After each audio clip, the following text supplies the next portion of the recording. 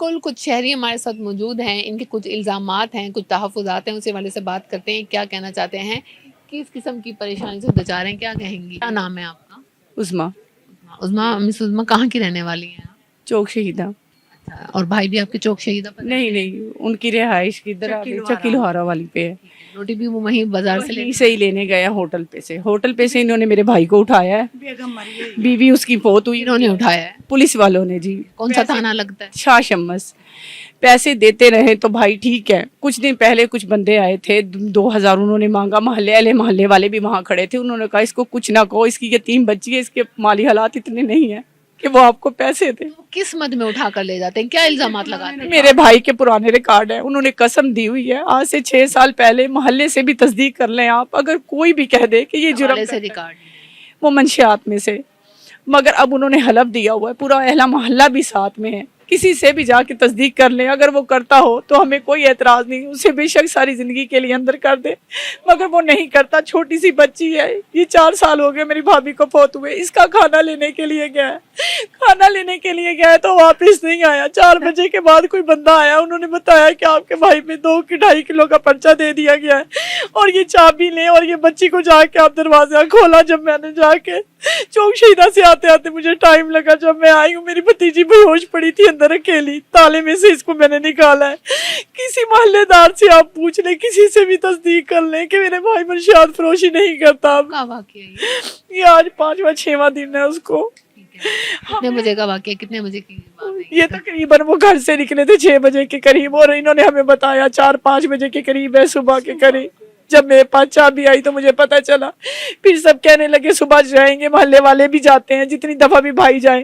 محلے والے جب گئے اتنی دیر تک انہوں نے پرچہ دے دیا تھا 2.5 کلو کا.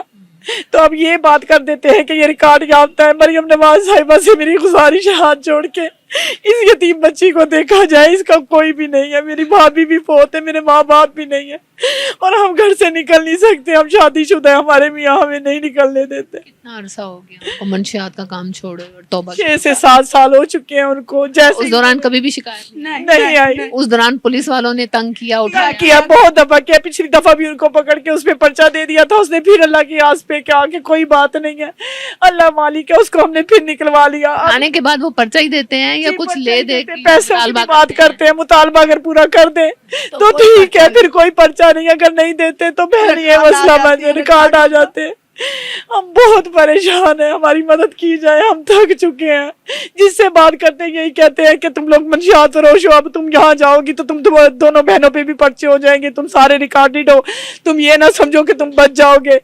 بہت بلیک میل کرتے ہیں ہمیں. میرے بھائی کو بھی بلیک میل کیا, اسی وجہ سے تو آج وہ پرچوں میں ہے. کتنے بھائی ہیں؟ میرے 4 بھائی ہیں, ایک فوت ہو گیا ہے. تو چاروں مطلب ریکارڈ ہی نہیں ہے, صرف یہی نہیں ریکارڈڈ ہے. وہ فوت ہو گئے جو تھے, جو پیتے ہیں ان کو بیویاں بھی چھوڑ گئی ہیں, گھر بار بھی ان کے سارے ختم ہو گئے ہیں. اس بھائی نے جب قسم اٹھائی تھی تو وہاں اس علاقے کو چھوڑ کے یہ 6 سال سے اس علاقے میں آ گیا. یہاں پہ کوئی بھی کہہ دے کہ آپ کے ساتھ اہل علاقہ بھی ساتھ آئے. بالکل ہے, اہل علاقہ بھی گواہی دینے کو دیں گے جی, بالکل دیں گے, بالکل دیں گے. جتوں ہوٹل تو چکیا چاہ پیندے نو, جتوں کھیل کے گئے وہ کہندے اسی قرآن چکن نو تیار ہیں, یا SHO قرآن چکے یا اسی قرآن چکدے ہاں. جیڑی یہ تے سزا پائی اس بچی دا, اللہ واسطے سانو انصاف دتا جاوے. اے ریکارڈ کر کے ساڈی جان کھانی لئی ہوئی ہے پولیس نے.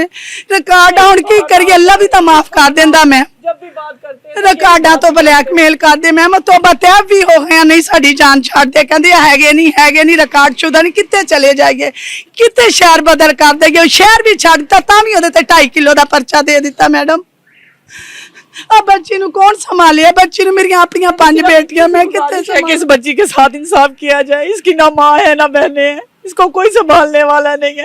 کیا یہ اس کی خطا ہے کہ اپنے باپ کے پاس رہتی ہے؟ میری بس اتنی سی التجا ہے کہ ہماری سنی جائے.